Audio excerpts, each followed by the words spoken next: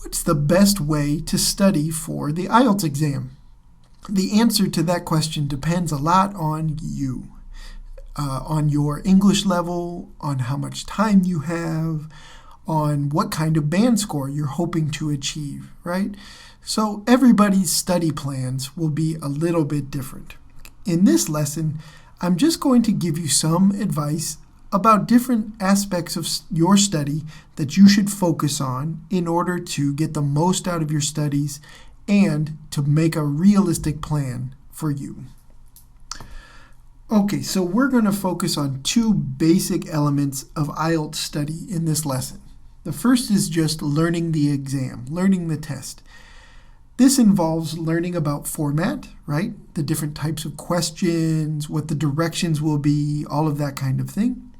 It'll be related to strategy, so how to approach each type of question in the best way possible. It'll also be about timing, right? How to manage your time in, let's say, the reading section, where timing is extremely limited, or how to understand how to take the full test, the long 2-hour and 45-minute test without any breaks, right? You need practice with that kind of thing before you really understand or know how well you're going to do at it.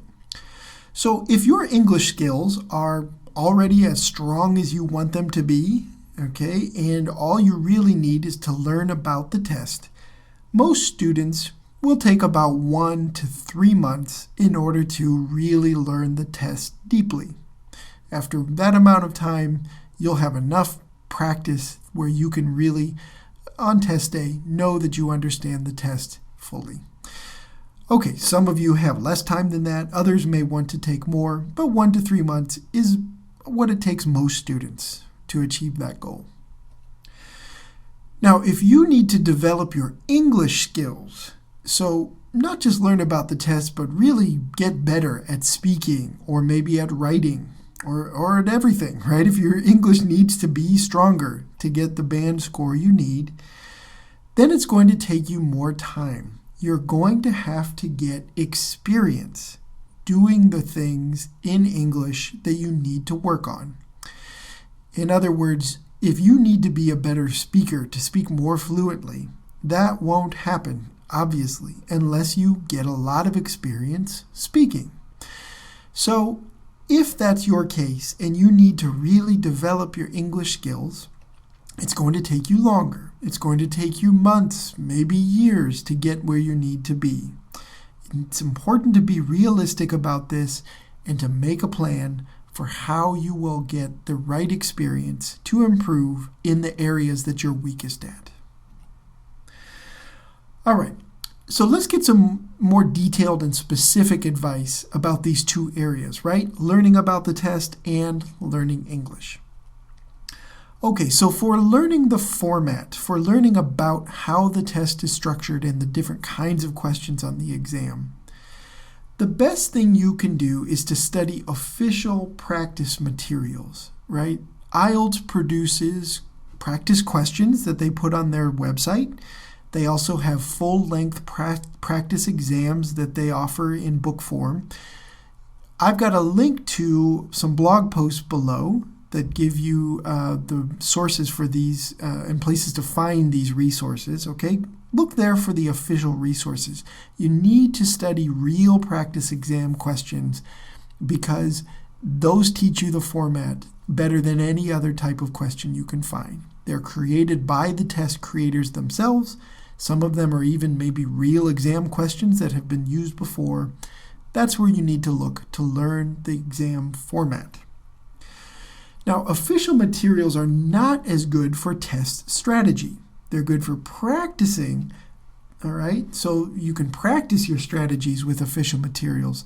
But to learn strategies, it's better to go to unofficial sources. Here in your lessons with Magoosh, we're going to be studying lots of different strategies and different ways to approach the exam.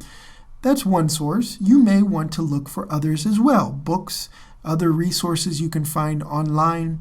Again, in the blog post below, there are some ideas for you to go look out those kinds of sources.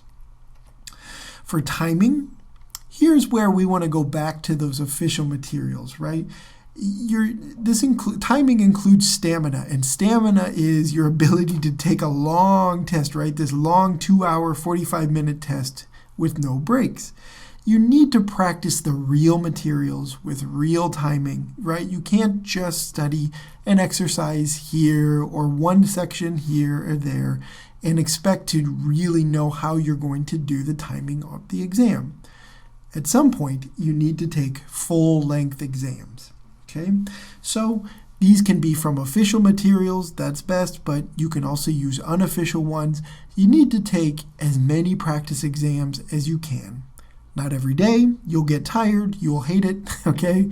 But you need to take some full-length practice exams regularly as you prepare for your real IELTS test. Okay, then for learning English, so what can you do? What kind of resources should you look for? Well, probably most of you, if you really need to develop your English, you're taking some kind of English class. How long is your class? Maybe an hour or two. Some of you may have a longer day of English classes if it's an intensive program. That's great. You should also, as you prepare for the IELTS, look for places you can practice outside of the classroom. Are you watching TV or listening to English radio, right? Are you listening to sources from around the world? Australia, Canada, United States, the UK. Many different accents are represented on the exam, and you need to go seek them out, right? Are you looking to meet native speakers? Are there clubs you can join? Is there somebody who could give you feedback on your writing?